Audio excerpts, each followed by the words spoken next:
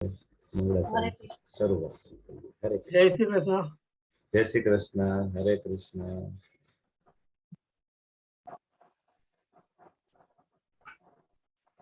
મારી slide visible છે ને માતાજી?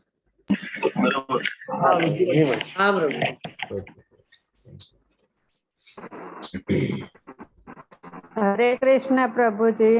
હરે કૃષ્ણ શોભા માતાજી, વેલકમ. સ્વાગત છે તમારું બધાનું ઇસ્કોન મેંગલુરુ શ્રી શ્રી રાધા ગોવિંદ ટેમ્પલ તરફથી તમારું હાર્દિક સ્વાગત છે. હરે કૃષ્ણ. હરે કૃષ્ણ પ્રભુ. હરે કૃષ્ણ. શ્રી શ્રી રાધા ગોવિંદજીના ચરણોમાં વંદન કરીએ, ભગવાન કૃષ્ણના ચરણોમાં વંદન કરીએ. હરે કૃષ્ણ. હરે કૃષ્ણ. Welcome welcome. હરે કૃષ્ણ. સ્વાગત છે તમારું. વેલકમ. અર્જુનજીના ચરણોમાં વંદન કરીએ, ભગવાનના શાશ્વત ભક્ત શ્રીલા પ્રભુપાદજીના ચરણોમાં વંદન કરીએ.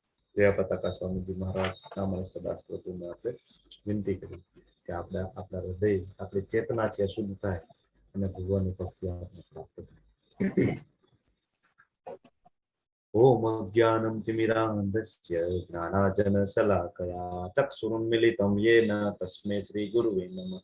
શ્રી ચૈતન્ય મનોભીષ્ટમ સ્થાપિતમ યેન ભૂતલે સ્વયં રૂપ કદા મહ્યં દદાતિ સ્વપદાન્તિકમ વંદેહમ શ્રી ગુરુમ શ્રીયુતાપદકમલમ શ્રી ગુરુ વૈષ્ણવાંશ્ચ શ્રી રૂપમ સાગરજાતમ સહગણ રઘુનાથાન્વિતમ તમ સજીવમ સાદ્વૈતમ સાવધૂતમ પરિજન સહિતમ કૃષ્ણ ચૈતન્ય દેવમ શ્રી રાધા કૃષ્ણ પાદા સહગણ વિશાખા સુતા. હે કૃષ્ણ કરુણા સિંધુ દીનબંધુ જગતપતે ગોપેશ ગોપિકા કાંત રાધા કાંત તપ્ત કાંચન ગૌરાંગી રાધે વૃંદાવનેશ્વરી વૃષભાનુ સુતે દેવી નમામિ હરિ પ્રિયે. વાંછા કલ્પતરુભ્યશ્ચ કૃપા સિંધુભ્ય એવ ચ પતિતાનાં પાવનેભ્યો વૈષ્ણવેભ્યો નમો નમઃ. અનંત કોટિ વૈષ્ણવ કી જય. શ્રીલા પ્રભુપાદ કી જય. કલ્પા શ્રીમદ ભગવદ ગીતા કી જય. શ્રીમદ ભાગવતમ કી જય. સદ્ગુરુ દેવ કી જય. નમો વિષ્ણુપાદાય કૃષ્ણ પૃષ્ઠાય ભૂતલે શ્રીમતે ભક્તિ વેદાંત સ્વામિનિતિ નમસ્તે સારસ્વતે દેવે ગૌરવાણી પ્રચારિણે निर्विशेषा शून्यवादी पाश्चात्य देश तारिणी.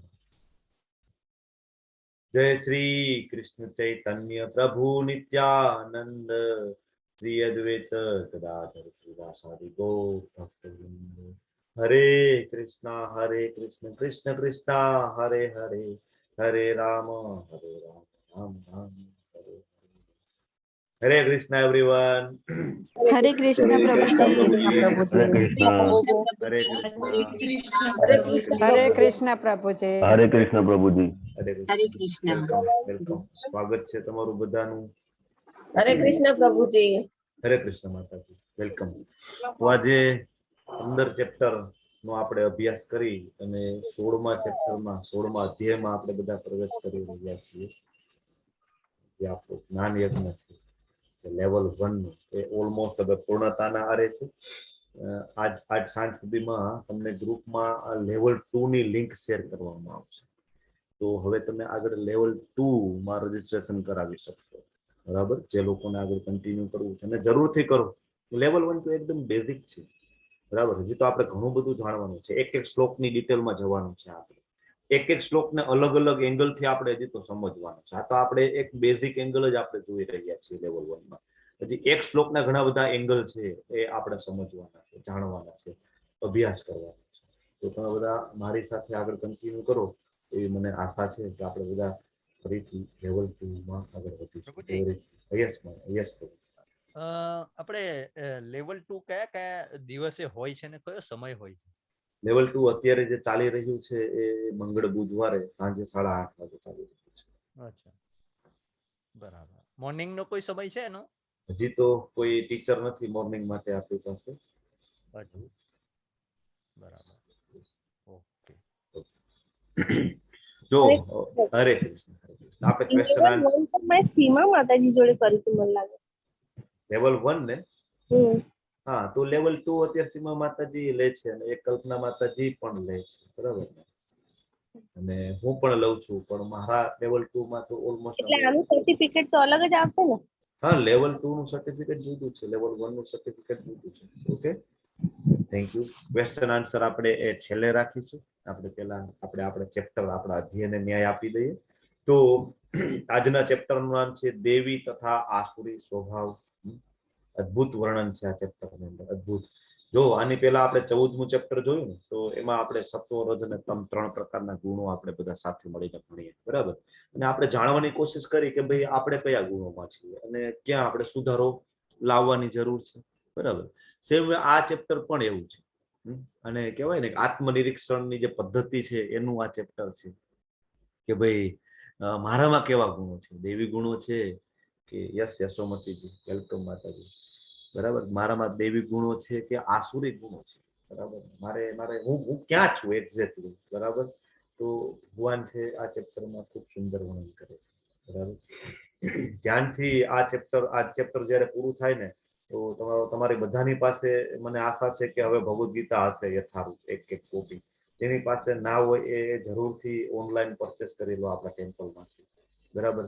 અને આ ચેપ્ટર પૂરું થાય ને પછી આના ભાવાર્થમાં જરૂર જોજો આ શ્લોકના અંદર, બરાબર. ભાવાર્થની અંદર પ્રભુપાદે ખૂબ સરસ રીતે બધું સમજાવેલું છે. તો હવે આપણે શરૂઆત કરીએ છીએ. પહેલા આપણે દેવી ગુણોથી શરૂઆત કરીએ છીએ. તો ભગવાન શું કહે છે? શ્રી ભગવાન ઉવાચ અભયમ સત્વ સંશુદ્ધિ જ્ઞાન યોગ વ્યવસ્થિતિ દાનમ દમશ્ચ યજ્ઞશ્ચ સ્વાધ્યાય તપ આર્જવમ. દેવી ગુણો કેવા હોય? તો હે ભરતપુત્ર, એમાં પેલો ગુણ છે નિર્ભયતા છે. તો પ્રભુપાદ લખે છે ભાવાર્થમાં કે નિર્ભયતા તમને ક્યારે આવે? નિર્ભયતા ક્યારે હોય? નિર્ભયતા ત્યારે જ આવે કે તમને 100% કૃષ્ણ ઉપર વિશ્વાસ હોય, 100% તમારો આધાર છે એ ઠાકોરજી હોય, તમારો વિશ્વાસ, તમારો આધાર હોય ઠાકોરજી ઉપર, તમને 100% શ્રદ્ધા હોય કૃષ્ણ ઉપર, તો તમને નિર્ભયતા આવે.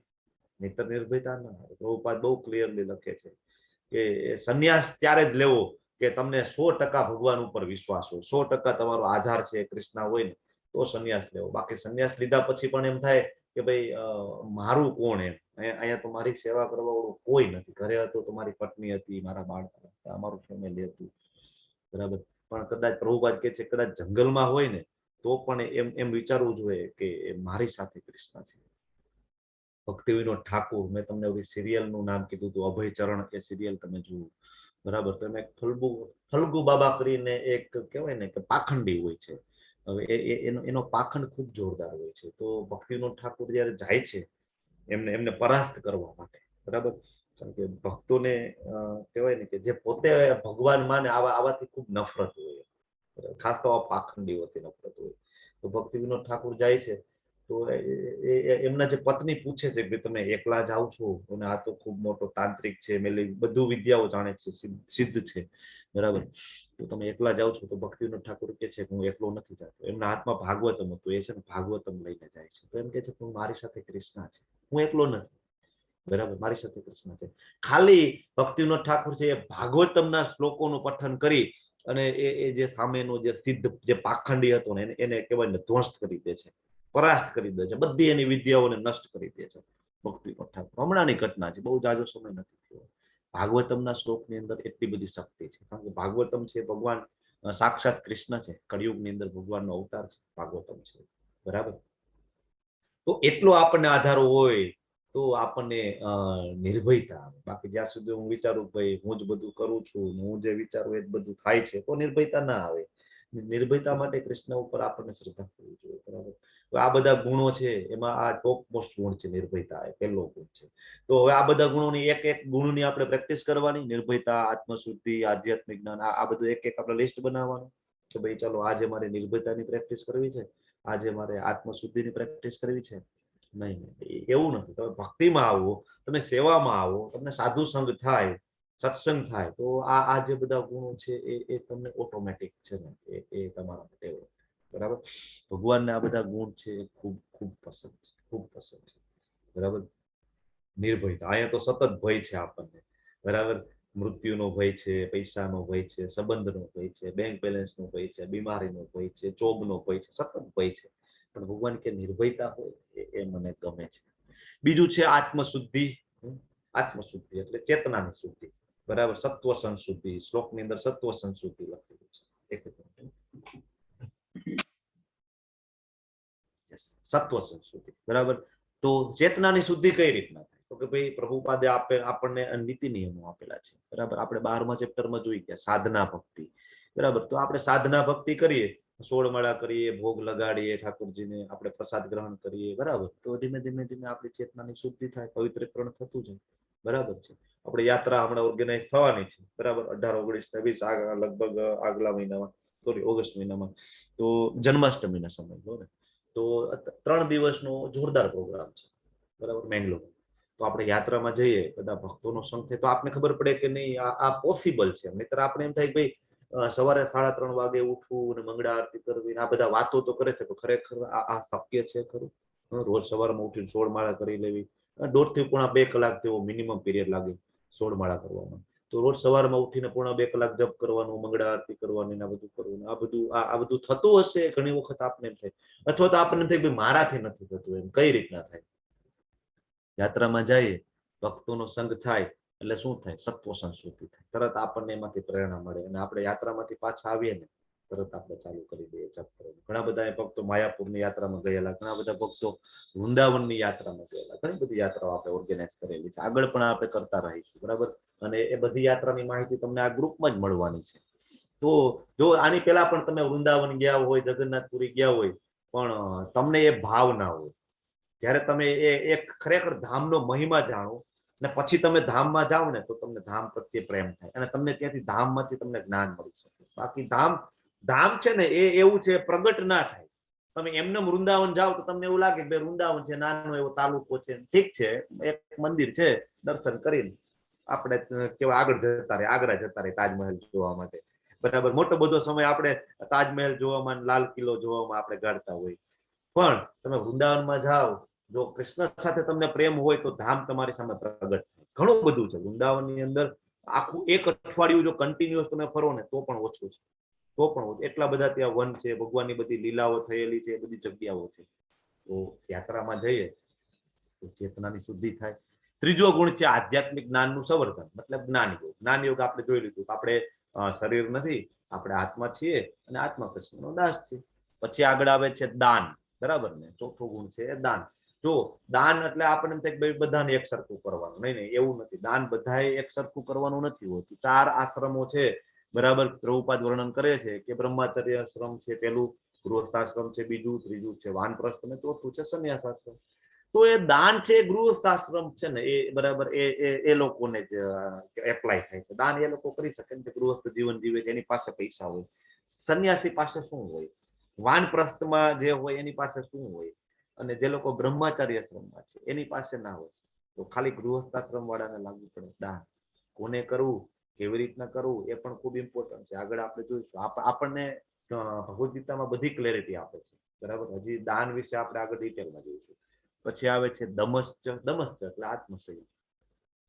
આપણા જાતીય જીવનની અંદર આપણે સંયમ રાખવો જોઈએ. આત્મસંયમ, ઇન્દ્રિયોને થોડી કંટ્રોલમાં રાખવી જોઈએ.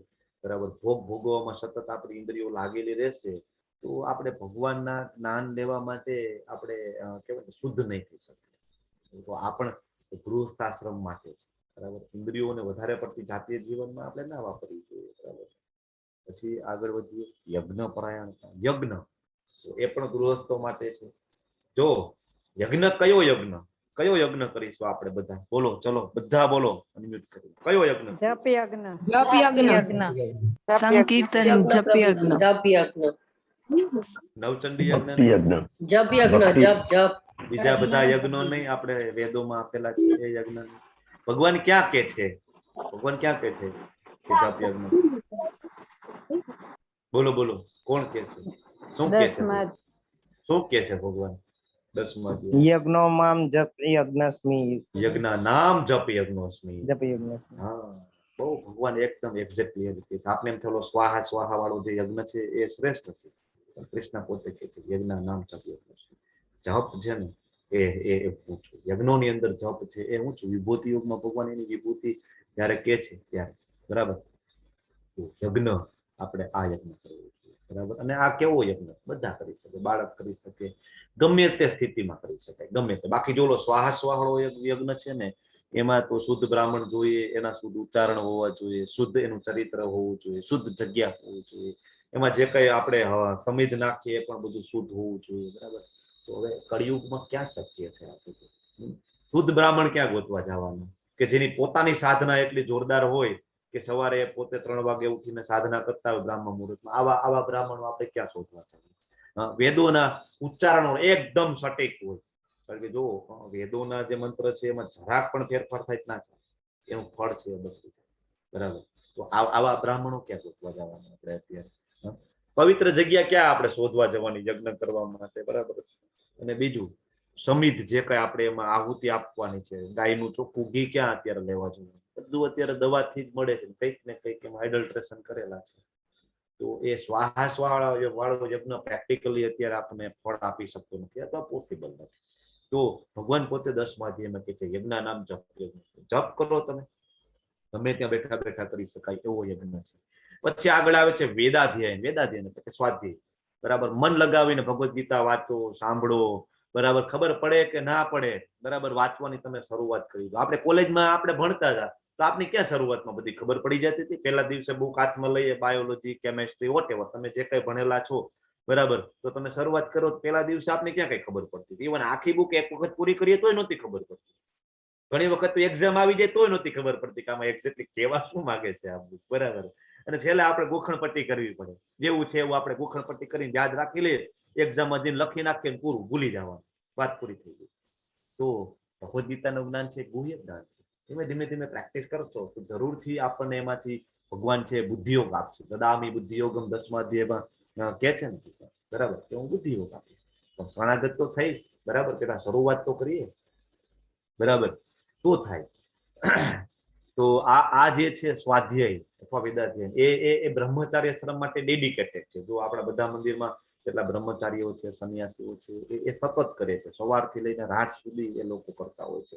આપણા ઇસ્કોનના બધા મંદિરોમાં શ્રીમદ ભાગવતમના પાઠ ચાલે, શ્રીમદ ભગવદ્ ગીતા ના પાઠ ચાલે રોજ. આપણા બધા મંદિરો છે ને એ બધી યુનિવર્સિટીઓ છે, બધી કોલેજો છે. ખાલી મંદિર નથી કે તમે ત્યાં જાઓ, દર્શન કરો, વાત પૂરી થઈ ગઈ, એવું નથી. આપણા બધા મંદિરોની અંદર ભગવાનનું જ્ઞાન વેચવામાં આવે છે અને બધું નિસ્વાર્થ ભાવે.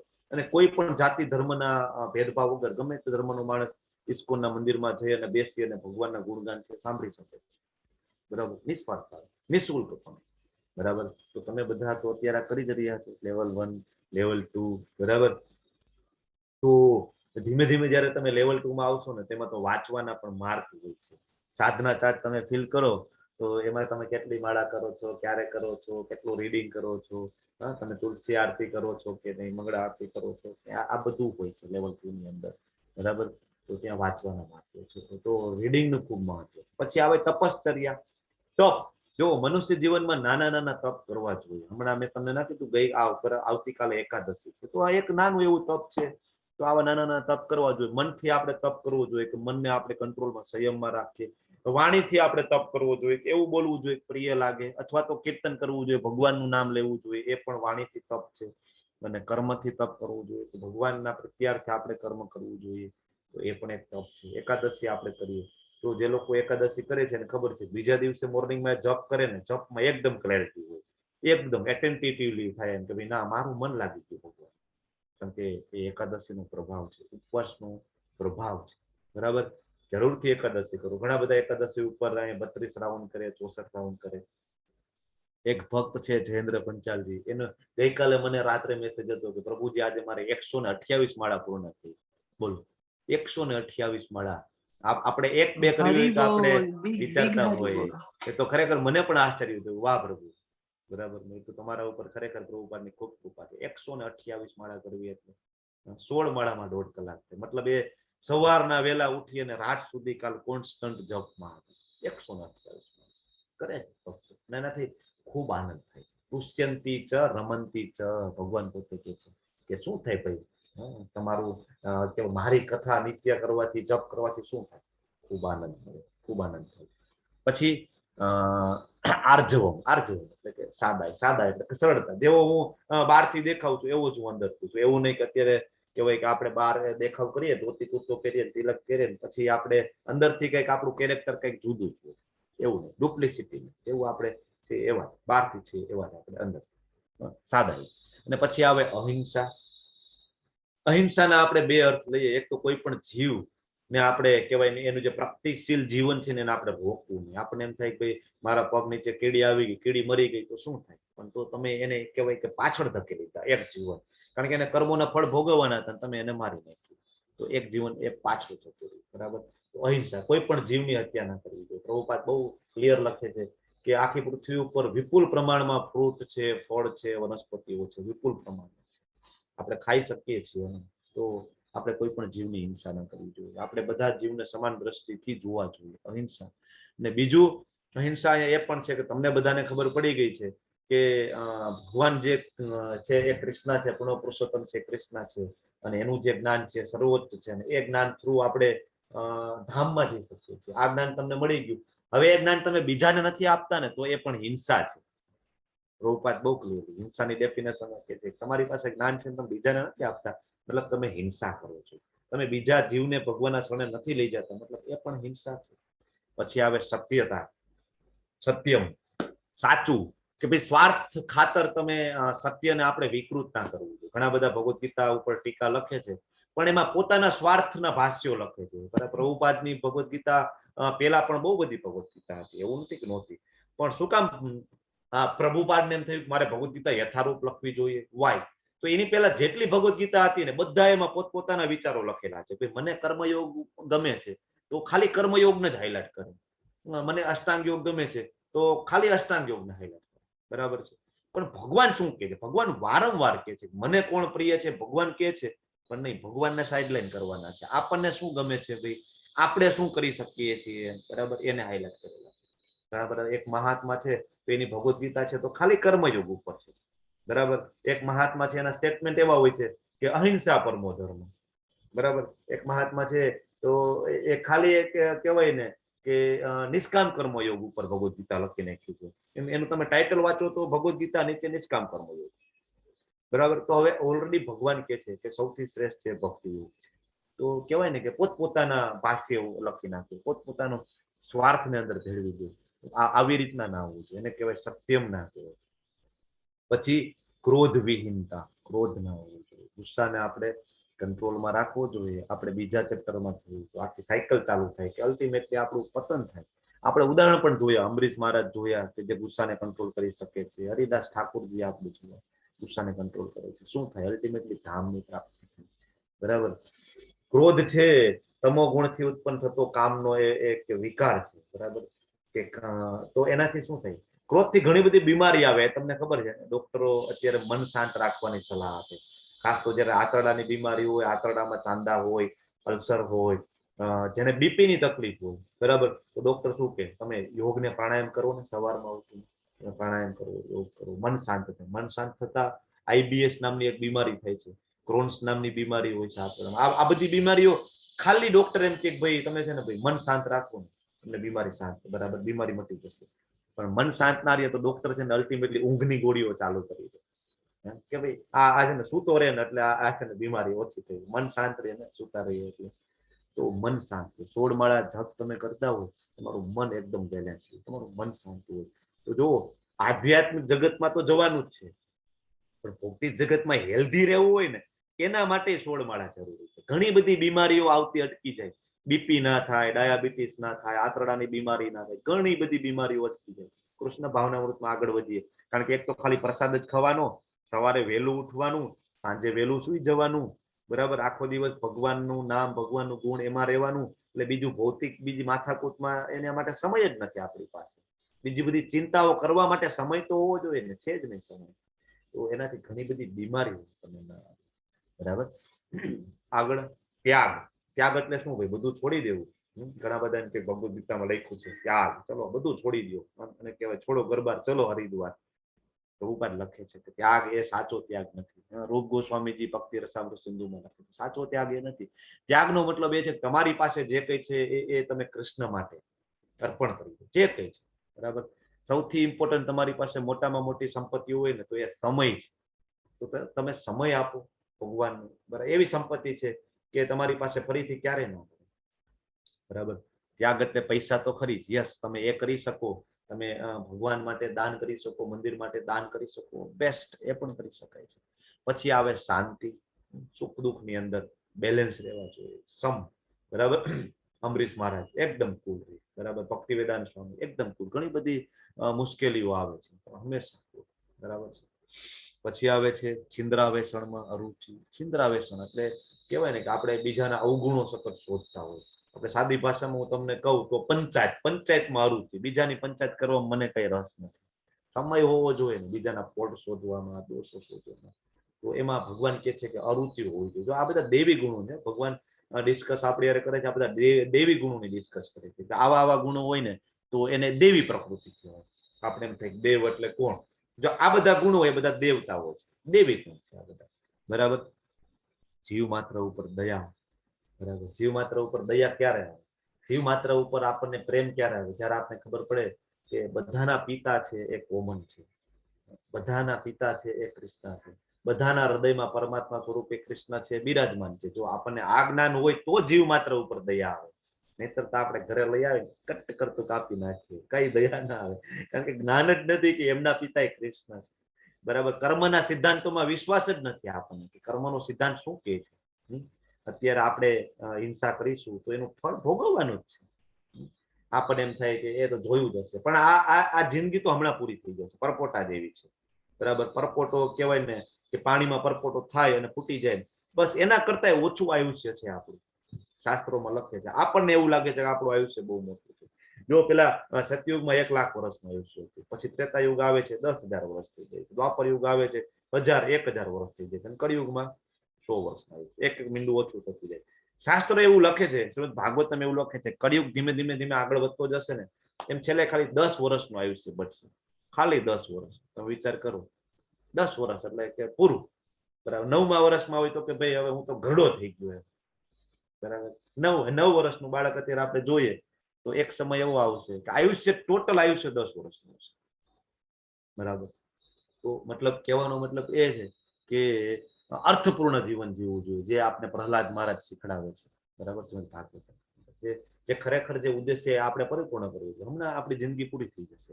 પછી આવે નિર્લોભીપણું. નિર્લોભીપણું એટલે કે ખોટે ખોટું સતત આપણે ભેગું કર્યા રાખી, જે ખરેખર આપણે ભેગું લઈ જવાના જ નથી. સતત આપણે લોભ કરી. મેં તમને હમણાં એક્ઝામ્પલ આપ્યું એક. બરાબર. રિટાયરમેન્ટ માટે ખૂબ પૈસા ભેગા કરે છે. અલ્ટિમેટલી એક સંતાન એવું થાય છે કે બધું વેડફી નાખે છે. આખી જિંદગીની મહેનત છે પાણીમાં છે, આખી જિંદગીની સર્વિસ, જોબ, જે કઈ, અને માનસિક ટેન્શન લીધા હતા, કેટલા બધાનું સાંભળ્યું હતું આખી જિંદગી, અને જે પૈસા એકઠા કરેલા એક ક્ષણમાં જતા. એટલે ખોટો લોભ નહીં. ઠીક છે. જો જીવન જરૂરિયાત માટે બેલેન્સ કરવું એ જરૂરી છે. એવું નથી કે તો કે કઈ બેલેન્સ ના કરવું જોઈએ. ઠીક છે, થોડું આપણે બેલેન્સ કરીએ, થોડું આપણે બાળકોના ફ્યુચર માટે કરીએ, બસ. પછી એવું નહીં કે આપણે એમાં જ રચેલા પચેલા કે ભાઈ એના સિવાય કઈ છે જ નહીં, પૈસા કમાવા સિવાય બીજું કઈ છે જ નહીં. આવું ના હોવું જોઈએ. બરાબર. આ એક યાદ રાખવું જોઈએ. સૌમ્યતા. બરાબર. પોલાઇટનેસ હોવી જોઈએ, વિનમ્રતા આપણી અંદર હોવી જોઈએ, સૌમ્યતા. લજ્જા. લજ્જા એટલે ખરાબ કામ કરવામાં આપણને શરમ આવી જોઈએ. પશુને શરમ ના આવે, આપણને શરમ આવી જોઈએ. લજ્જા હોવી જોઈએ આપણામાં, ભગવાન કહે છે. અને નિશ્ચય હોવો જોઈએ કે ભાઈ 18 દિવસ બરાબર સતત કહેવાય કે મારો નિશ્ચય છે કે મારે 18 દિવસ કમ્પ્લીટલી પૂર્ણ કરવા છે. મારો નિશ્ચય છે કે મારે સેવા કરવી જ છે. હું તમને શું કામ પહેલેથી કહું કે તમારી અંદર ધૈર્ય, બરાબર, અને નિશ્ચય, આ બધા ગુણો છે. બરાબર. શું કામ? ઉત્સાહ, ધૈર્ય અને નિશ્ચય, આ બધા દેવી ગુણો છે જે તમારામાં છે. અત્યારે મારી સાથે 38 જણા બેઠેલા છે. બરાબર. તો આ તમારો નિશ્ચય છે, તમારું ધૈર્ય છે કે તમે સતત મારી સાથે 18 દિવસ સુધી કન્ટિન્યુ છો. એ કોઈ સામાન્ય વાત નથી. ભાગવતમનો ક્લાસ એને આજે એટેન્ડ કર્યો છે, એને ખ્યાલ હશે કે હાથમાં ભગવદ્ ગીતા આવે, હાથમાં ભાગવતમ આવે, અથવા તમારા મુખેથી ભાગવતમના શ્લોક નીકળે, એ કોઈ સામાન્ય ઘટના નથી. આપણને એમ થાય કે ઠીક છે હવે સામાન્ય. ના ના ના, સામાન્ય ઘટના નથી. પૂર્વ જન્મમાં બહુ બધા ભક્તોની સેવા કરેલી હોય, બરાબર, અને ઘણી બધી સુકૃતિઓ મળેલી હોય ને તો જ આ શક્ય છે. બાકી એ શક્ય નથી, સામાન્ય વસ્તુ નથી. ઓકે, આગળ વધીએ. યસ. પછી આવે છે તેજ. તેજ છે એક ક્ષત્રિય માટે તેજ હોવું જોઈએ. બરાબર. નિર્બળનું રહે, એને રક્ષણ કરવાનું. આપણે એમ કે બધા સૈનિકો પોલીસ ફોર્સ છે એકદમ પોલાઇટ થઈ જાય તો ના ચાલે. બરાબર. એનામાં તેજ હોવું જોઈએ. બરાબર. અહિંસાનો દોડ ના કરવો જોઈએ લોકોએ, અહિંસા કરવું તો ના ચાલે. તો સારા માણસો જીવી જ ના શકે. જ્યાં તેજની જરૂર છે ત્યાં તેજ. ક્ષમા, કે ભાઈ નાના નાના દોષોને માફ કરવા જોઈએ. પહેલી વાર કરેલી ભૂલ છે એ માફ કરવી જોઈએ, ભૂલથી થયેલી ભૂલ માફ કરવી જોઈએ, બરાબર. અને પહેલાનો રેકોર્ડ ખૂબ સારો હોય પણ એક નાની એવી ભૂલ થઈ જાય તો એ ભૂલને માફ કરવી જોઈએ. પણ આપણે તો શું કરીએ, ભૂલને કહેવાય ને કે ઓલો મેગ્નિફાઈંગ લેન્સ લઈને આપણે મોટી કરી. નાની ભૂલ હોય તો આપણે કે પ્રભુજીથી ભૂલ થઈ ગઈ, પ્રભુજીથી ભૂલ થઈ ગઈ, આ ભક્તથી ભૂલ થઈ ગઈ, આપણે તો હાઇલાઇટ કરવી, નહીં કરવાનું. ભગવાન કહે છે ક્ષમા એ દૈવિક ગુણ છે. પછી આવે ધૈર્ય, ધીરજ હોવી જોઈએ, બરાબર. ઘણા બધા લેવલ 1 માં આવે, પહેલા જ દિવસથી એને બધું જ્ઞાન લઈ લેવું જોઈએ. પહેલા જ દિવસથી એના પ્રશ્ન એવા હોય ને કે 18મા ચેપ્ટરનો પ્રશ્ન પૂછે કે ભગવાન સર્વ ધર્માન પરિત્યાજ્ય મામેકમ શરણમ વ્રજ કે છે, આનો અર્થ અમને સમજાવો. પહેલા જ દિવસે ભગવાન શું છે એ પણ જાણવું નથી, સાક્ષાત્કાર કરવાની પદ્ધતિ છે એ પણ જાણવી નથી, મહિમા પણ સાંભળવો નથી, કઈ જ નથી, કોઈ ધીરજ નથી. ડાયરેક્ટ પહેલા દિવસે, બરાબર. ઘણા બધા પાર્ટિસિપન્ટ મને પ્રશ્ન પૂછતા હોય છે, બરાબર. પેલો બીજું ચેપ્ટર, કારણ કે એને જ જાણી લેવું છે આમાં સર્વ ધર્માન પરિત્યાજ્ય કે છે એટલે મારે કરવાનું શું. ધીરજ નથી, ધૈર્ય નથી, પવિત્રતા, બરાબર. તો પવિત્રતાની તો આપણે વાત થઈ ગઈ છે. શરીરથી પવિત્ર આપણે નાહીએ, મનથી પવિત્ર આપણે જપ કરીએ અને આપણું આચરણ નીતિ નિયમો પાલન કરીએ, બરાબર. તો એ છે પવિત્રતા, શુદ્ધતા. અને પછી આવે ઈર્ષાથી મુક્તિ. જો ઈર્ષા ના કરવી જોઈએ. ભગવાન અર્જુનને કહે છે, અર્જુન તો કોઈની ઈર્ષા નથી કરતો ને એટલે હું તને આજ્ઞા રાખું છું, બરાબર. પછી માનની ઈચ્છાની મુક્તિ. જો માનની ઈચ્છા ન હોય, આપણા બધાની અંદર છે ને એક સુષુપ્ત ઈચ્છા રહેલી છે કે ભાઈ મને માન મળવું જોઈએ. ભગવાન એમ કે છે કે માનની ઈચ્છા વગર આપણે કામ કરવું જોઈએ. આ દૈવિક ગુણ છે. નાનામાં નાનો માણસ છે, આ ગુણથી જો કામ કરતો હોય ને તો ભગવાન કે છે એનામાં દૈવિક ગુણ છે, બરાબર. ચૈતન્ય મહાપ્રભુ છે શિષ્ટાષ્ટકના 3જા શ્લોકમાં કહે છે અમાનીના માનદેન. એ શ્લોકની શરૂઆત થાય છે તૃણાદપી સુની છે. એક શ્લોકમાં બધું આવી ગયું. તૃણાદપી સુની છે ન તરોરપી સહિષ્ણુના અમાનીના માનદેન કીર્તનીય સદા હરિ. તૃણાદપી સુની છે ન. શેરીમાંનું જે તણખલું હોય ને એના બરાબર આપણે છીએ, બરાબર. એટલી પોલાઇટનેસ આપણામાં હોવી જોઈએ. પણ આપણે તેમ કે ભાઈ નહીં નહીં, હું તો બહુ જ્ઞાની છું, હું તો ડોક્ટર છું, હું એન્જિનિયર છું. ભગવાન કહે છે તૃણાદપી સુની છે તરોરપી સહિષ્ણુના. તરોરપી એટલે ઝાડવા જેટલું આપણે કહેવાય ને સહનશીલ થવું જોઈએ. પથ્થર મારો ને તોય તમને ફ્રૂટ આપે. કોઈ દી ઝાડવા એમ કીધું કે ભાઈ તું પથ્થર મારે ને ચલ તારા માટે ફ્રૂટ નથી, જવા દે, આપે છે. ઇવન તમે એને કાપી નાખો ને તોય કહેવાય તમારા ફર્નિચરમાં એનો ઉપયોગ થાય. ગમે તે તમે કરો, એટલું સહિષ્ણુ થવું જોઈએ. અમાનીના માન દેન. અમાનીના માનની આશા ના રાખવી જોઈએ, પણ માન દેન બીજાને માન આપવું જોઈએ, ભક્તોને માન આપવું જોઈએ, બરાબર. અને શું તો કે કીર્તનીય સદા હરિ. સદા હરિનું નામનો જપ કરવો જોઈએ. આ એક શ્લોકની અંદર આખા ભગવદ્ ગીતાનો સાર, આખી આપણી જે જિંદગીનો સાર આવી જાય છે એક જ શ્લોક. ખાલી આ શ્લોક એક કહેવાય બહુ ઊંચી સ્થિતિ છે, ખૂબ ઊંચી સ્થિતિ છે. અમાનીના માન દેન એટલે એ બહુ અઘરું છે. માનની અપેક્ષા કરવી જ નહીં, ભગવાન કે એની પ્રેક્ટિસ કરવી. આ બધા ગુણો છે એ દેવતુલ્ય ગુણો છે, બરાબર. તો અહીં ભગવાન લખે છે કે દેવી પ્રકૃતિ વાળા દેવતુલ્ય પુરુષોમાં આ બધા ગુણો જોવા મળે છે. હવે આગળ છે એ અસુરી પ્રકૃતિઓના ગુણો. તો કે દંભ. દંભ એટલે ખોટો દેખાડો. અત્યારે આપણે બધા શો ઓફ કરવામાં મોટા ભાગે આપણે શો જ કરવું છે, દેખાડો કરવો છે. સૌથી મોટો દેખાડો થાય ને લગ્નમાં દેખાડો થાય, બરાબર. ખૂબ ખર્ચો કરે, ખૂબ ખર્ચો કરે. પછી બિચારા નાના માણસો હોય ને એ બિચારાને કેવા હેરાન થાય કે ભાઈ આ દેખાદેખીમાં પછી વ્યાજે પૈસા લે અને વ્યાજના ચક્કર ચાલુ થાય. દંભ, દેખાડો, લાઈફસ્ટાઈલને કોપી કરવી. બાજુવાળા પાસે મોટો બંગલો છે એટલે મારી પાસે હોવો જોઈએ, બાજુવાળા પાસે મર્સિડીઝ છે મારે ગમે એમ કરી મર્સિડીઝ. દંભ, બરાબર. તો ખાસ યાદ રાખવું જોઈએ. પ્રભુપાદ કહે છે સૌથી મોટો દંભ, સૌથી મોટો દેખાડો છે ને એ દેખાડો છે કે હું બહુ મોટો ધાર્મિક છું, હું બહુ મોટો આધ્યાત્મિક છું. આનો દેખાડો ક્યારેય ના હોવો જોઈએ, ક્યારેય નહીં કરવાનો, બરાબર. કે હું મોટો જ્ઞાની છું. હંમેશા કેવું કે હું પતિત છું, મારામાં કઈ જ્ઞાન નથી, હું પતિત છું. આ કે છે કે આ દૈવિક ગુણ છે. પછી આવે દર્પ. દંભો, દર્પ, અભિમાન. દર્પ એટલે ઘમંડ, અભિમાન, બરાબર. તો ઘમંડ અને અભિમાન ભણતરનું હોય, જ્ઞાનનું હોય, આપણી પાસે મોટા મોટા સર્ટિફિકેટો હોય, ડિગ્રી હોય, પીએચડી હોય, ઐશ્વર્ય હોય, સૌંદર્ય હોય, ઘણા બધાને સુંદરતાનો એટીટ્યુડ હોય, કોઈને જવાબ ના આપે, બરાબર. તો એ આસુરી ગુણ છે. ક્રોધ. ક્રોધ વિશે હમણાં આપણે ચર્ચા કરી, આખું પતન થઈ જાય આપણું. આસુરી ગુણ છે. કઠોરતા, રફ ભાષામાં બીજા હારે વાત કરી. આજકાલ તો એમ કહેવાય કે સારું ગણવામાં જો ને ઝાટકી નાખો ઓલાને, જોયું ને ગમે એને મોઢે કહી દે એવો સ્વભાવ છે આનો. પણ ભગવાન કે એ કઠોરતા એ સારી વસ્તુ નથી. પછી અજ્ઞાન, બધા જ પાપનું કારણ છે એ અજ્ઞાન છે. શું કરવું શું ના કરવું કઈ ખબર જ નથી. મૂઢ, ભગવાન પોતે પણ કે છે 4 પ્રકારની કેટેગરીના માણસો આપણે જોયું 7મા અધ્યાયમાં 4 પ્રકારના માણસો છે ને મારા શરણે નથી આવતા. કયા 4 પ્રકારના છે? હરે કૃષ્ણ. મૂર્ખ, હા મૂર્ખ રાક્ષસી, ઓકે, પછી બોલો બોલો. ભૂલી ગઈ પ્રભુજી અત્યારે આવડ. હા બોલો સ્મિતાજી, ચલો હેન્ડ રેસ છે તમારો, બોલો. મૂર્ખ અને રાક્ષસ સર, પછી આગળ ભૂલી ગઈ પ્રભુજી. કાંઈ વાંધો નહીં માતાજી, આપણે બીજા પાસે જઈએ. બોલો સ્મિતા પટેલજી, બોલો. 4 પ્રકારના માણસો ભગવાનના શરણે નથી જતા. બોલી પ્રભુજી, હું જ બોલી. અચ્છા તમે જતા, ઓકે હા. Okay okay. અમરીશ પટેલજી બોલો. 4 પ્રકારના માણસો. અજ્ઞાની પણ એમાં આવી જાય ને.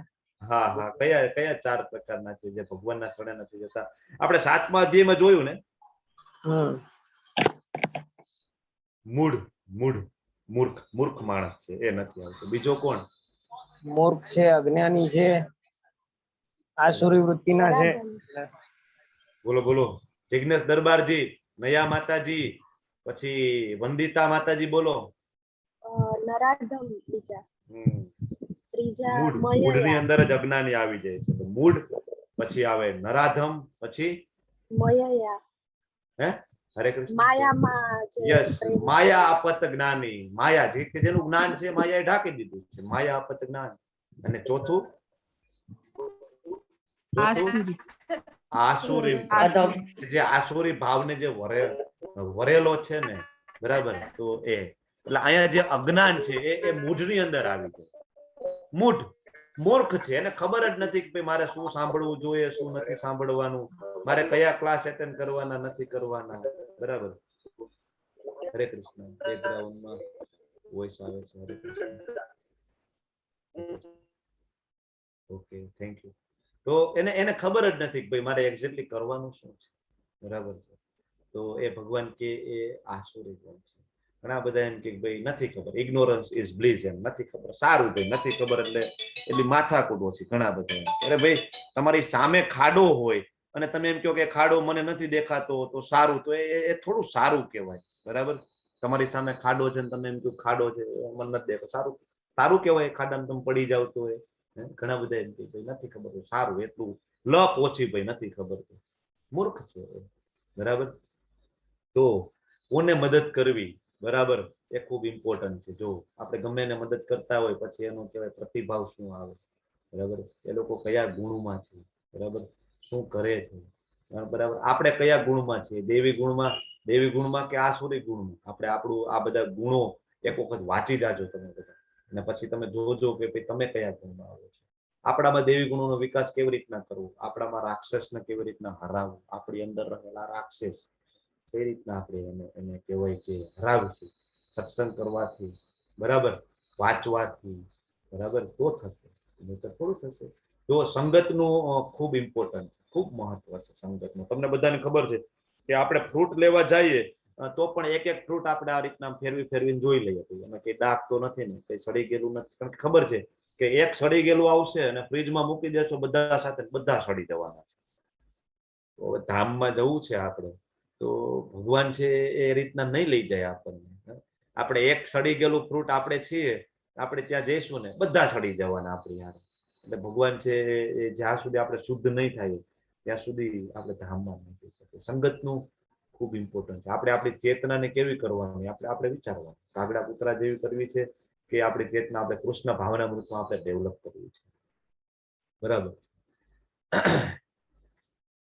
પેલા તો કેવું હતું કે તમે બીજાને પૂછો અથવા બીજા ભક્તો તમને ફીડબેક આપે, તમને સમજાવે કે તમારે આ કરવું જોઈએ, આ કરવું જોઈએ. પણ અત્યારે કળિયુગમાં તો કેવું છે કે તમે કોઈકને સમજાવવાની કોશિશ કરો અથવા મોઢે કહો કે ભાઈ નહીં જો આ તારામાં ક્રોધનો ગુણ છે ને સારો નથી, ભાઈ તારે થોડો સુધારવો જોઈએ, તો એને તરત ખોટું લાગી જાય. મને કેમ કીધું, બરાબર, મને કેમ કીધું, તરત એને ખોટું લાગી જાય. તો હવે અત્યારે કળિયુગમાં શું કરવાનું? કળિયુગમાં એક જ રસ્તો છે, શાસ્ત્રોની હેલ્પ લેવાની અને આપણે આપણી જાતને કહેવાય ને કે મોટિવેટ કરવા. શાસ્ત્રો, કારણ કે બીજાનું તો આપને તરત ખોટું લાગી જાય છે. કુશળતાપૂર્વક તમારી સંગતને પસંદ કરો. ભક્તિમય સેવાઓમાં આપણે આગળ વધીએ. હમણાં આપણે વાત થઈ વોલેન્ટરી સેવાની જરૂર છે, ઘણા બધા આગળ આવે છે, બરાબર. પછી ભક્તિમય સેવાઓ બીજી છે, જપ કરો, શાસ્ત્રોને સાંભળો, પ્રસાદનું સન્માન કરીએ, બરાબર. માયાપુર જાઓ, બરાબર. આપણા લગભગ ઘણી બધી ગુરુકુળો છે, વૃંદાવનમાં છે, માયાપુરમાં છે, મુંબઈમાં છે, અને રશિયામાં તો દરેક નગરમાં છે. રશિયામાં બહુ બધી ગુરુકુળ છે રશિયામાં, બરાબર. તો તમે જાઓ તો એ લોકો નાના બાળકો જપ કરતા હોય, શિક્ષાષ્ટકમ બોલતા હોય, ભગવદ ગીતાના શ્લોકો બોલતા હોય. શું થાય એનાથી? દૈવિક ગુણો એનામાં ડેવલપ થાય. ધીમે ધીમે દૈવિક ગુણો ડેવલપ થાય, ભગવાન પ્રત્યે એને પ્રેમ થાય, તો ધામમાં જવાની ટિકિટ એની કન્ફર્મ થઈ જાય, બરાબર. તો તમને બધાને રિક્વેસ્ટ છે કે તમે બધા પણ તમારા બાળકોને શીખવો, સમજાવો, અને એને કિડ્સ ક્લાસ છે, ઇવનિંગનો 9 વાગ્યાનો ક્લાસ છે, એને જરૂરથી જોઈન કરાવો કિડ્સ ક્લાસમાં, બરાબર. એનાથી આખું જીવન પરિવર્તિત થશે. ભવિષ્યમાં પછી જો કેવા આગળ જતા તમે કમ્પ્લેન કરશો કે બાળક મારું માનતું નથી, કે બાળક છે એ અમને સાચવતું નથી, કે મારું બાળક છે એ કહેવાય ઊંધા રસ્તે ચડી ગયું છે, કે એ વ્યસની થઈ ગયું છે, કે એ વ્યભિચારી થઈ ગયું છે, પણ એ કહેવાય આપણી ભૂલ છે. અત્યારે સમય છે કે તમે બાળકને ભગવદ ગીતાનું જ્ઞાન આપો, એક પણ ખોટા રસ્તે એ નહીં જાય, મારી ગેરંટી છે. કૃષ્ણ ભાવનામૃતમાં બાળક આવશે તો એ કહેવાય બંને એટલું સરસ રીતના બેલેન્સ કરશે, ભૌતિક જગત સાથે જે કઈ જોબ અને વ્યવસાય પણ બેલેન્સ કરશે, અને સાથે સાથે એકદમ એનું જે ચરિત્ર છે એકદમ શુદ્ધ ડેવલપ થશે અને બેલેન્સ રહેશે. ધામમાં પણ જશે, અને ભગવાને કીધું અર્જુનને કે ભાઈ તું યુદ્ધ કર, મતલબ એનું નિયત કર્મ પણ અહીંયા રહીને કરશે. જરૂરી છે કે તમે તમારા બાળકોને અત્યારથી જ આ શાસ્ત્રોનું જ્ઞાન આપો, બરાબર. એમને ભોગ લગાડતા શીખવાડો. જો અહીંયા જે પ્રભુજી છે ભોગ લગાડે છે, કેટલો સુંદર ભોગ છે, 2 પ્રકારના જ્યુસ છે, ઘણું બધું વેરાયટીઝ છે. ભગવાન તો કે છે કે ભાઈ પત્રમ પુષ્પમ ફલમ તો એમ, હું તો આટલામાં રાજી છું. પણ શું કામ? વાય? આપણે 100% આપણે બધા જમીએ છીએ ને 3 ટાઈમ પેટ ભરીને, ફૂલ ડીશ, હે? તો શું કામ કૃષ્ણને ના જમાડ્યું? ભગવાન પોતે કે છે કે હું જમું છું. 9મા અધ્યાયમાં આપણને કીધું કે હું જમું છું, છતાં આપણે ના જમાડીએ. મતલબ આપણે ભગવદ ગીતાના ભગવાનના વાક્ય, ભગવાનના શબ્દો ઉપર આપણને શ્રદ્ધા નથી, આપણને વિશ્વાસ નથી. ઓકે, તો આ બધું કરવાથી ધીમે ધીમે આપણે આપણા અંદર જે આસુરી ગુણો છે ને એને હરાવીશું, અને આપણી અંદર દેવી ગુણો છે એ પ્રગટ થશે, બરાબર. દિવ્ય ગુણો મોક્ષને માટે અનુકૂળ છે. ભાઈ દેવી ગુણોથી ફાયદો શું થાય? તો મોક્ષને માટે અનુકૂળ છે. અને આસુરી ગુણ છે બંધન માટે છે. આસુરી ગુણથી શું થશે? તો કે ભાઈ ફરીથી જન્મ મૃત્યુ જરા વ્યાધિમાં અહીંયા રહેવાના છે.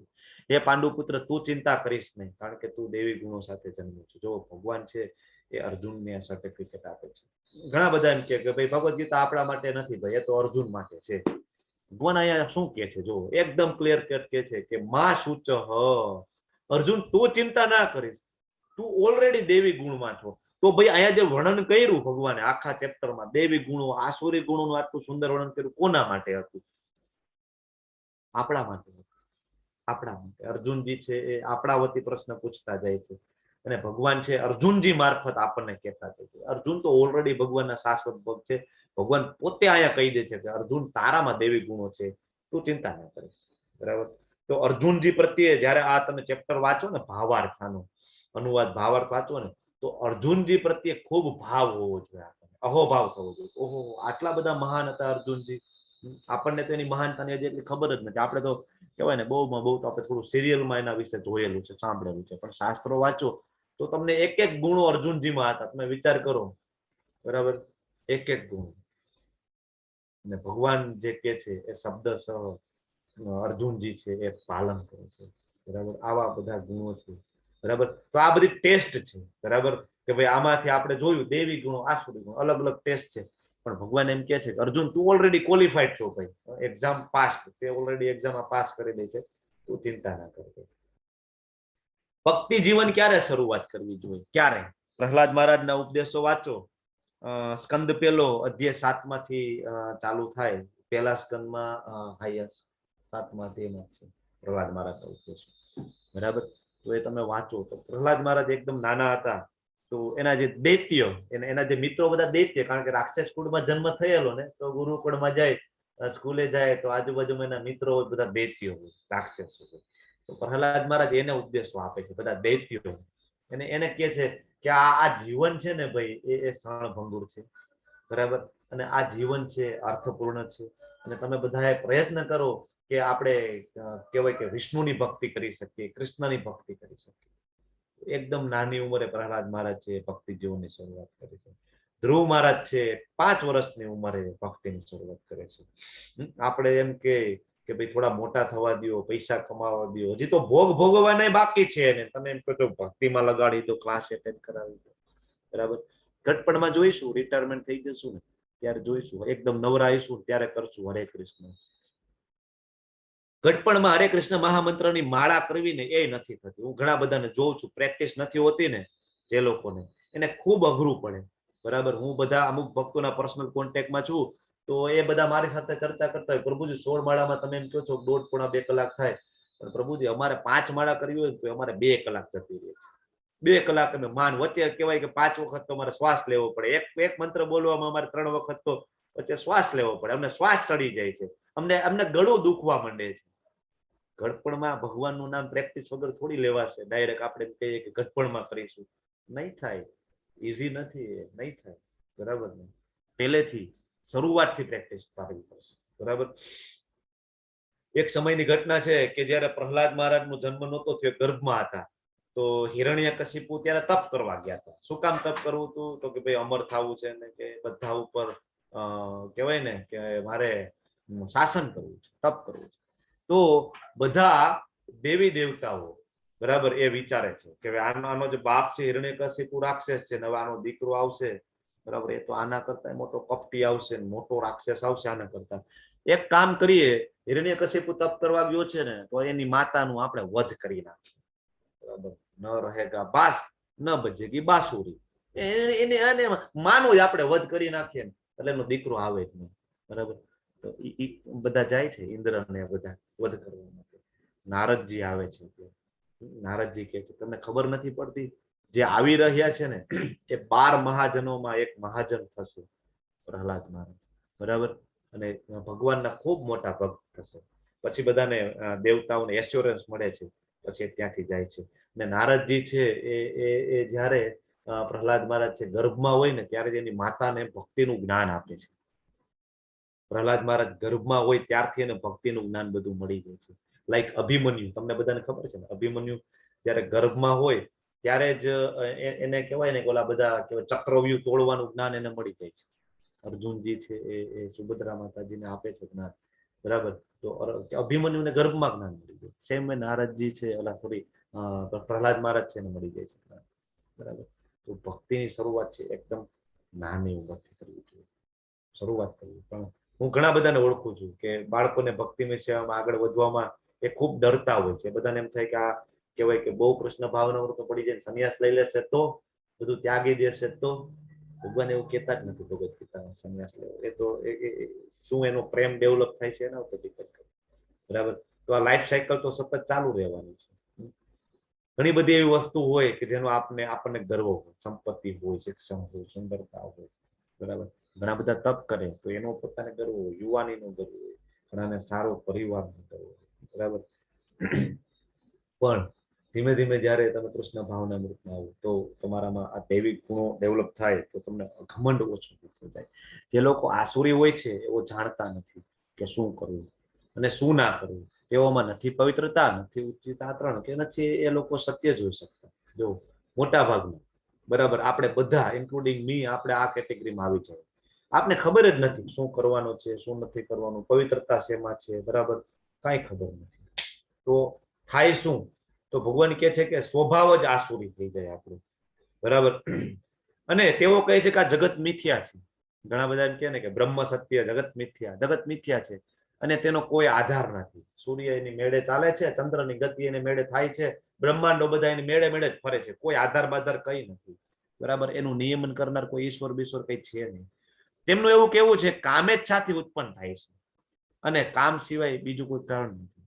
ઘણા બધા મૂર્ખાનંદો હોય એ લોકો એવું માને કે આ સંસારની ઉત્પત્તિ એક જ કારણે થાય છે, સ્ત્રી પુરુષના સંબંધો, જાતીય જીવન, સંભોગના કારણે જ આખું જગત એ ઉત્પન્ન થયેલું છે. બરાબર, મૂર્ખાઓની ફિલોસોફી છે.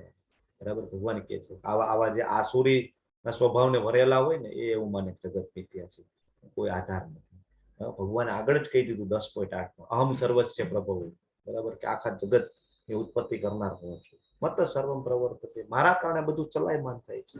આ જાણી લઈએ તો એ બુદ્ધિમાન છે, ભગવાન કહે છે. પણ મૂર્ખાઓ છે એવું માને કે આ જગત છે કામેચ્છાથી ઉત્પન્ન થાય છે. એવો નિષ્કર્ષનું અનુગમન કરીને આસુરી લોકો જેમને આત્મજ્ઞાન ખોઈ દીધું છે અને જેઓ બુદ્ધિહીન છે એવા બિન ઉપયોગી ને ભયાવહ કાર્યોમાં પ્રવૃત્ત હોય છે, સંસારના વિનાશ કરવાના માટે હોય છે. અને આવા આસુરી પ્રવૃત્તિને વરેલા માણસો હોય એ એવા સંશોધનો કરે. આપણે એમ થાય ભાઈ આસુરી પ્રવૃત્તિ વાળા લોકો એટલે કેવા, એના આમ નખ લાંબા હોય, આમ દાંત આમ બહાર નીકળી ગયેલા હોય, માથે આમ 2 શિંગડા હોય, એવા નહીં. ભગવાને એમના લક્ષણો કીધા ને આપણને, બરાબર, એ બધા ગુણો એની અંદર હોય એટલે એ કહેવાય આસુરી. બરાબર, તો એ ભગવાન કહે છે કે એનું જ્ઞાન કેવું હોય, એનામાં બુદ્ધિ ઓછી હોય તો એ કહેવાય એવા જ્ઞાનમાં આગળ વધી જાય, અણુબોપ બનાવી નાખે. બરાબર, ઠીક છે, આપણે સાયન્સને રિસ્પેક્ટ કરીએ છીએ, પણ જેટલો આપણે વિકાસ કરતા જઈએ છીએ ને એટલું જ આપણે આ પ્રકૃતિનો નાશ કરતા જઈએ છીએ, એટલું જ આપણે આપણું જીવન છે એ આપણું ખરાબ કરતા જઈએ છીએ, એટલી જ આપણે નવી નવી બીમારીઓને આપણે નોતરતા જઈએ છીએ. જેટલું આપણે ટેકનોલોજી આગળ વધતી જાય છે એટલું જ આપણું જીવન છે ખરાબ થતું જાય છે. બરાબર, તમે જો આજથી તમે 20 વર્ષ 25 વર્ષ પછી તમે એમ કહો કે કોઈ સ્ત્રી, કોઈ માતાજીઓને સિઝેરિયન નહોતું આવતું. બરાબર, આ છે ને અમારું ઓબ્ઝર્વેશન છે. બધી નોર્મલ ડિલિવરી થતી, બધી નોર્મલ ડિલિવરી. અને અત્યારે તમે જો તો લગભગ 10 માંથી 7 સિઝેરિયન થાય. નોર્મલ ડિલિવરીના ચાન્સીસ બહુ ઓછા અત્યારે થઈ ગયા, બધા સિઝેરિયન થાય. શું કામ એવું થાય છે? ટેકનોલોજીનો જેમ જેમ ઉપયોગ થતો જાય છે, જેમ જેમ લાઈફસ્ટાઈલ છે એ એકદમ સરળ થતી જાય છે, એમ સહન શક્તિ જ નથી રહેતી આપણામાં. આપણે થોડુંક પેઇન પણ સહન નથી કરી શકતા, થોડોક તડકો પણ સહન નથી કરી શકતા. શું કામ? જેમ જેમ ટેકનોલોજીનો વિકાસ થતો જાય આપણી સહન શક્તિ છે ખતમ થતી જાય છે અને નવી નવી બીમારીઓ છે એ આવતી જાય છે. બરાબર, તો મિથ્યા અહંકાર, બળ, ઘમંડ, કામ તથા ક્રોધથી મોહિત થઈને અસુરી મનુષ્ય પોતાના શરીરમાં તથા બીજાઓના શરીરોમાં સ્થિત પૂર્ણ પુરુષોત્તમ પરમેશ્વરની ઈર્ષા કરે છે. વાસ્તવિક ધર્મની એ નિંદા કરતા હોય છે. ખરેખર વાસ્તવિક ધર્મ આપણો એ છે કે આપણે શરીર નથી, આત્મા છીએ, અને આત્મા છે એ ભગવાનનો દાસ છે અને એની સેવા કરવી એ આપણો વાસ્તવિક ધર્મ છે.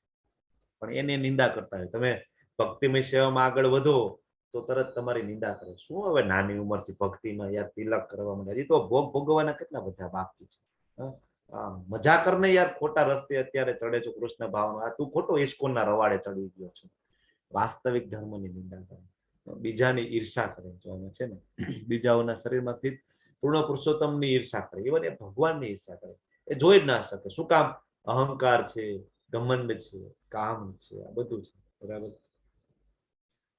આ જે ઘટના છે એ કઈ ઘટના છે તમારી સામે? આ જે છે તમને ખ્યાલ છે અથવા તમે એને થોડું વર્ણન કરી શકો છો 2 મિનિટમાં? શિશુપાલ શિશુપાલ ની ઘટના છે. યસ, હેન્ડ્રેસ જિગ્નેશ દરબારજી નું છે, તો તમે વર્ણન કરો. ચલો, જિગ્નેશ દરબારજી બોલો પ્રભુ, બોલો. શિશુપાલને ભગવાને એમની માતાએ બક્ષવા કીધું હતું ત્યારે એમને એવું વરદાન આપ્યું કે તમે 100 ભૂલો કરશો તે સુધી હું તમને કઈ નહીં કરું, મતલબ માફી આપીશ. અને એવી રીતે એમને એ સભામાં 101મી વાર એમનું અપમાન કરે છે. એ વખતે એમને સુદર્શન ચક્રથી વધ કરે છે અને એ ટાઈમે એમનું જે ગળું છે એ મસ્તક કપાઈને એમના ચરણોમાં જ પડે છે, તો એને પણ મોક્ષ આપે છે ભગવાન. થેન્ક યુ પ્રભુ. શિશુપાલ છે ને એ 4 હાથ ને એ રીતના જન્મેલું હોય છે, તમને ખબર છે ને? બરાબર, ખૂબ શક્તિ સાથે જન્મેલું હોય છે, પણ 4 હાથ ને એવું બધું બધા ડરી જાય છે. પછી એમ કે છે કે એ છે ને એક સમય એવા વ્યક્તિના હાથમાં જશે ને કે એના 2 હાથ ને એ બધું જતું રહેશે, નોર્મલ થઈ જશે. એટલે શિશુપાલ ને કૃષ્ણ પ્રત્યે ખૂબ ઓલું હોય છે કે ભાઈ કૃષ્ણ છે ને એને જ મારી આ બાકીની જે શક્તિ હતી ને એ લઈ લીધી, બાકી મારામાં એ કે બહુ શક્તિ હતી, 4 હાથ બધું હતું મારી પાસે. બરાબર, તો પછી ભગવાન એમ કહે છે બરાબર કે આનો વધ તો એ મારા હાથે જ થવાનો છે. મતલબ એ જેનાથી 4 હાથ ને ટૂંકમાં જતા રહે ને એનાથી એના હાથે નો વધ થવાનો છે. પછી એના ફઈના દીકરા હોય છે અહીંથી, તો એ કહેવાય ને એના ફઈ રિક્વેસ્ટ કરે છે કૃષ્ણજી. તો કૃષ્ણજી તો ખૂબ દયાળુ, એ કહે છે કે 100 ભૂલો કરશે ને ત્યાં સુધી હું માફ કરી દઈશ, 101 ની ભૂલ છે એ કરશે ત્યારે હું એને વધ કરીશ. બરાબર, આખી આ ઘટના છે. આ બધા સિરિયલમાં એમાં જોતા જ હશો, એટલે બહુ ડેપ્થમાં જવાની જરૂર નથી. એ કુંતી પુત્ર, આવા મનુષ્યો આસુરી યોનિમાં વારંવાર જન્મ ગ્રહણ કરે છે. જો આસુરી યોનિમાં જે હોય તો શું થાય, તો એ વારંવાર જન્મ ગ્રહણ કરે, ક્યારે મારા સુધી નથી પહોંચી શકતા. તેઓ ક્રમશઃ અત્યંત અધમ જીવનની ગતિને પામે છે. અધમ આસુરીમ યોનિમાં પન્ના મૂઢા, જન્મની જન્મ સતત આવા જે મૂર્ખો છે, જેને ભગવાનમાં શ્રદ્ધા નથી, જે પૂર્ણ પુરુષોત્તમને ઓળખતા નથી, બરાબર, તો શું થાય, વારંવાર જન્મ થાય, અધમથી અધમ જીવની ગતિ થાય. બરાબર, શું કામ એવું થાય, તો કે એ તેની ઈચ્છા છે. અને ભગવાન છે, મેં તમને કીધું કે મૃત્યુ સમયે આપણી જે ઈચ્છા અને આપણા કર્મ મુજબ આપણને આગળની યોનિ આપણને પ્રાપ્ત થવાની છે. આપણી એવી ઈચ્છા છે કે આપણે આસુરી યોનિમાં રહીએ, બરાબર છે. આપણો એવો સ્વભાવ છે આસુરી યોનિ, તો જેનો સ્વભાવ ને એને એવી સંગત મળી જાય. બરાબર, જુગારી હોય ને જુગારી, એને જુગારિયા મળી જાય. વ્યસની હોય ને એને વ્યસન કરતા હોય ને એનો સંગ મળી જાય. અને જેને ભક્તિમય સેવામાં આગળ વધવું છે તો એને ભક્તનો સંગ ઓટોમેટિક મળી જાય. બધી વ્યવસ્થા કૃષ્ણજી કરે છે. તમે ઈચ્છા કરો છો, વ્યવસ્થા કરે છે. પ્રકૃતિ છે વ્યવસ્થા કરે છે, પણ અલ્ટિમેટલી ઓથોરિટી કૃષ્ણની છે. બરાબર, તો આપણે આસુરી ગુણોમાં રહેવું હોય તો ભગવાન કે ઇટ્સ ઓકે, તને એમાં મજા આવે છે, તું એમાં રહે. અધમથી અધમ યોનિમાં આપણે જઈએ છીએ. બરાબર, આપણે બધા તો આમાં નથી આવતા. બરાબર, 18 દિવસના ક્લાસમાં તમે બધા આવો છો, તમે બધા ઈચ્છા વ્યક્ત કરીને કેમ તમને તરત સંગ મળી જાય છે? બરાબર, મળી જ જાય. કારણ કે તમે જે ઈચ્છા કરો છો કે મારે ભગવાન વિશે જાણવું છે, તો તરત તમારે મોબાઈલમાં લિંક આવી જાય.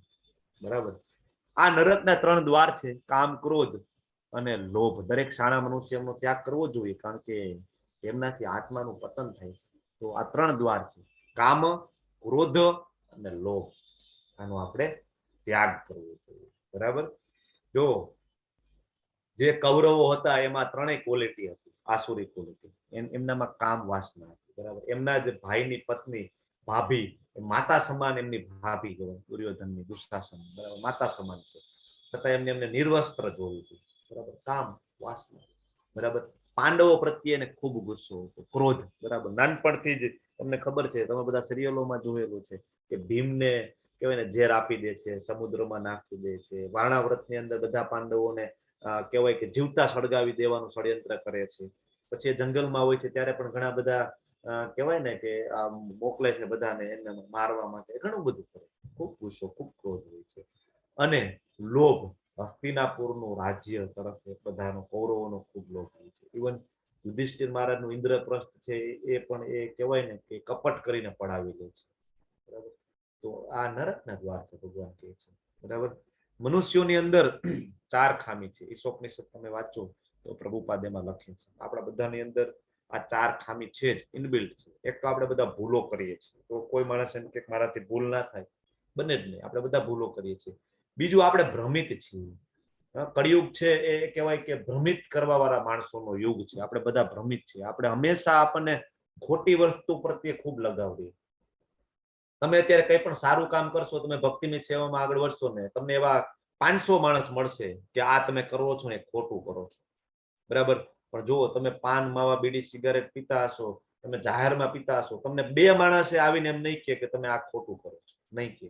પણ તમે તિલક કરશો, તમને 17 પ્રશ્ન પૂછશે, કયા સંપ્રદાયનું તિલક છે, શું કામ આવું તિલક છે, ઇસ્કોન તો ફોરેનની સંસ્થા છે, કઈ જ્ઞાન નથી, ઇસ્કોન શું છે એના વિશે કઈ જાણતા નથી. અને ડાયરેક્ટ એનું કહેવાય ને કે આપણને કહેવાય કે બોધ ચાલુ થઈ ગયું, જ્ઞાન આપવાનું ચાલુ, કઈ જાણતા નથી, ડેપ્થમાં જતા જ નથી.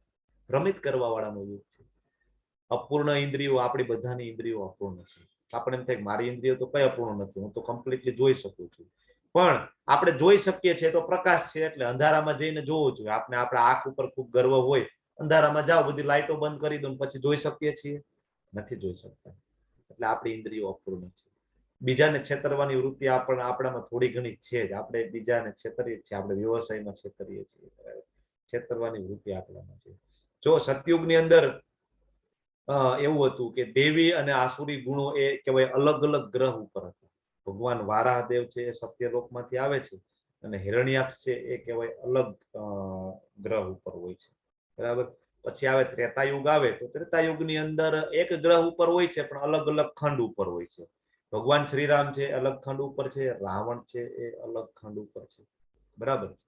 પછી દ્વાપર યુગ આવે તો દ્વાપર યુગની અંદર એક જ પરિવારમાં દેવી ગુણો અને આસુરી ગુણો જોવા મળે. કૌરવોની અંદર આસુરી ગુણો, પાંડવોની અંદર તમને દેવી ગુણો જોવા મળે. પછી આવે છે કળિયુગ, આપણો યુગ અત્યારે, બરાબર. એક જ વ્યક્તિમાં તમને બંને આ વસ્તુ જોવા મળે. મારી જ અંદર રાક્ષસ છે અને મારી જ અંદર દેવી ગુણો છે. આપણી લડાઈ, આપણી જે લડાઈ છે બહાર છે જ નહીં. અર્જુનની જેમ આપણી લડાઈ તો આપણી અંદર જ છે. આપણે આપણા શત્રુને અંદર જ પરાસ્ત કરવાના છે. તો આ વાસ્તવિક જે માસ્ક છે એ દૂર કરી અને જે ઓરિજિનલ જે ભગવાનની ભક્તિનો માસ્ક છે આપણે પહેરવો જોઈએ, બરાબર. બેડ ક્વોલિટી, ગુડ ક્વોલિટી આપણે ડેવલપ કરવી જોઈએ. જો અહીં સરસ તફાવત આપેલો છે હમણાં જે ચર્ચા કરી. સતયુગ, ત્રેતાયુગ, દ્વાપર યુગ. વારાદેવ આવે છે, હિરણ્યાક્ષ, જુદા જુદા ગ્રહો, રામ આવે છે, પ્રભુ શ્રી રામ આવે છે, રાવણ આવે છે, અલગ અલગ દેશ, પાંડવ કૌરવ એક જ કુળ, એક જ કુટુંબમાં. અને અત્યારે કળિયુગમાં નમ્રતા, બીજાને મદદ કરવી, સહનશીલતા. હમણાં આપણે દેવી ગુણોની ચર્ચા કરી, આ બધા ગુણો આપણામાં છે. અને આપણે આસુરી ગુણોની ચર્ચા કરી તો એમાંથી પણ આપણામાં છે. એક જ વ્યક્તિમાં બંને ગુણો જોવા મળે છે. હે કુંતી પુત્ર, જે મનુષ્ય નરકના 3 દ્વારોથી બચી ગયેલા છે તે આત્મ સાક્ષાત્કાર માટે કલ્યાણકારી હોય છે. જો આ 3 દ્વાર આપણે બચી જઈએ તો શું થાય? આત્મ સાક્ષાત્કાર માટે કલ્યાણકારી કાર્ય આપણે કરીએ અને પછી શું થાય? તો આપણે ધીમે ધીમે પરમ ગતિ પામીએ. પરમ ગતિ એટલે ભગવાનના ધામમાં જઈ શકીએ, બરાબર. પણ આપણે તો કહેવાય શાસ્ત્રના શરણે જવું જ નથી. આપણને તો કંઈ પણ પ્રોબ્લેમ હોય તો આપણે તો તરત કહેવાય આપણે ગૂગલ બાબા આગળ જઈએ, કંઈ પણ.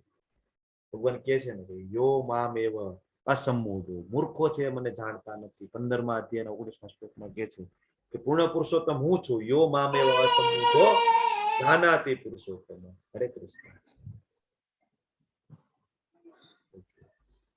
તો આપણે તો કંઈક જાણવું હોય તો ગૂગલ પાસે જોઈએ. શાસ્ત્રોમાં આપણને વિશ્વાસ છે, શ્રદ્ધા નથી તો ક્યાંથી આપણી ગતિ થશે? જે મનુષ્ય શાસ્ત્રોના આદેશને અવહેલના કરે. હવે જો જેને શાસ્ત્રોમાં જેને શ્રદ્ધા નથી તો શું થાય? પોતાની ધૂનમાં આવે એવું મનસ્વી વર્તન કરે તો ભગવાન કહે છે સિદ્ધિ પામતા નથી, સુખે પામતા નથી અને પરમ ગતિ મળતી. અત્યારે જ આપણે સારું કંઈ ના કરતા હોય, જપ ના કરીએ, માળા ના કરીએ, ભોગ ના લગાડીએ, ભગવાનને જાણવાની કોશિશ ના કરીએ તો આગલો જન્મ આપણો સારો થશે એ આપણે કઈ રીતના આપણે માની લઈએ? ભાઈ, જો સુખ આવે ને એ સ્ટેપ બાય સ્ટેપ જ આવે. એવું નહીં કે ડાયરેક્ટ આવી જાય. તમે ગેમ રમતા હોય તો એના સ્ટેજ છે, લેવલ એના ધીમે ધીમે એના લેવલ આગળ વધે. અત્યારે જ આપણે કંઈ કરવું નથી, ભગવાનને જાણવાનો પ્રયત્ન નથી કરવો તો ભગવાન કહે છે કે ન સિદ્ધિમ, બરાબર, સિદ્ધિ નહીં મળે, ન સુખમ, સુખ નહીં મળે, અને પરમ ગતિ ન પરામ ગતિ, પરમ ગતિ પણ. જરૂર તમે બધા ભોગ લગાડો, ક્લાસ તમે બધા એટેન્ડ કરો જ છો, ભક્તોનો સંગ કરો, રીડિંગ કરો તો આપણામાં એ બધા ગુણો ડેવલપ થાય. તેથી મનુષ્ય શાસ્ત્રના નિયમો પરથી સમજવું જોઈએ કે શું કર્તવ્ય છે, શું કર્તવ્ય નથી. આવા નિયમો અને નિયંત્રણો જાણીને મનુષ્ય એવી રીતે કર્મ કરવું જોઈએ કે જેથી ક્રમે ક્રમે ઉન્નતિ થાય. શાસ્ત્રોમાં આપણને વિશ્વાસ હોવો જોઈએ. બાજુનું જે ચિત્ર છે એને ખબર છે, સાંદીપની ઋષિ છે, કૃષ્ણજી ને બલરામ છે. ભગવાન સાક્ષાત જયારે કહેવાય ધરાતલ ઉપર આવે ને તો ભગવાન પોતે પણ શાસ્ત્રોના નિયમોનું પાલન કરે. પોતે જો ભગવદ્ ગીતામાં આપણને એમ કે છે ગુરુ ધારણ કરવા જોઈએ, બરાબર, ગુરુના શરણે જવું જોઈએ. તો પોતે જયારે આવે છે તો એ સમયે પોતે પણ ગુરુ પાસે દીક્ષા લે છે, ગુરુને ધારણ કરે છે, બરાબર બરાબર. અને શાસ્ત્ર એમની પાસેથી શીખે છે. હવે બધું જ્ઞાનનો આપવા વાળા જે છે, આગળ 15મા અધ્યાયમાં આપણે ગઈકાલે જ જોઈ લીધું કે આખા વેદોનો સાર છે એ ભગવાન છે. 4 વેદો છે એ બધું ભગવાનમાંથી જ આવે છે. છતાં એ જયારે આવે તો એ એમના ગુરુ પાસે જાય. પ્રભુ શ્રીરામ આવે તો એમના ગુરુ પાસે જાય, કૃષ્ણ આવે તો ગુરુ પાસે જાય, બરાબર. આપણે આગળ પણ જોઈ ગયા કઈ રીતના ગુરુ પાસે જવાનું, શું કરવાનું, બરાબર. આપણી અંદર જાત જાતના રાક્ષસો છે, બરાબર. તો આ બધાને આપણે હરાવવાના છે. કઈ રીતના? આપણે આ બાળકોની જેમ આપણે જપ કરીશું, એકદમ કહેવાય ભગવાનમાં મન લગાડી, તો આ બધા છે એ આપણે હરાવી શકીશું, બરાબર. બાકી જો આપણને એમ થાય કે જીવનમાં સમસ્યા છે, બરાબર, તો કોના જીવનમાં સમસ્યા નથી? અને સમસ્યાનું સમાધાન આપણે કરી શકીએ એમ છીએ તો કે ના, તો પછી ચિંતા છે નહીં. અને જો સમસ્યાનું સમાધાન આપણે કરી શકીએ છીએ તો પછી ચિંતા છે નહીં, બરાબર. તો જીવનનો આ પાઠ આપણે આજે જોયું કે આપણે કયા ગુણો આપણે વિકસાવવાના છે અને ભક્તિમય સેવા આપણે કઈ રીતના આગળ વધવાની છે, કેવા કેવા ગુણો આપણે ડેવલપ કરીશું. પણ ભક્તિમય સેવામાં આવશું તો આ બધા ગુણો છે એ ઓટોમેટિક ડેવલપ થશે. બરાબર, એકદમ સિમ્પલ છે. હરે કૃષ્ણ મહામંત્રનો જપ કરવાનો, ભોગ લગાડવાનું, પ્રસાદ ગ્રહણ કરવાનો, એકદમ ઈઝી છે. બરાબર, આ સાથે આ ચેપ્ટર અહીં પૂર્ણ થાય છે અને મારી વાણીને વિરામ આપું છું. તમે બધા મને ખૂબ શાંતિપૂર્વક સાંભળ્યું. ખૂબ ખૂબ આભાર. હરે કૃષ્ણ હરે કૃષ્ણ હરે કૃષ્ણ કૃષ્ણ હરે કૃષ્ણ હરે હરે રામ હરે રામ રામ હરે કૃષ્ણ હરે કૃષ્ણ પ્રભુજી. કૃષ્ણ હરે કૃષ્ણ હરે કૃષ્ણ કૃષ્ણ કૃષ્ણ પ્રભુ. હરે હરે હરે કૃષ્ણ. હરે રામ. સાથે મળીને આપણે એક જોબ કરી લઈએ.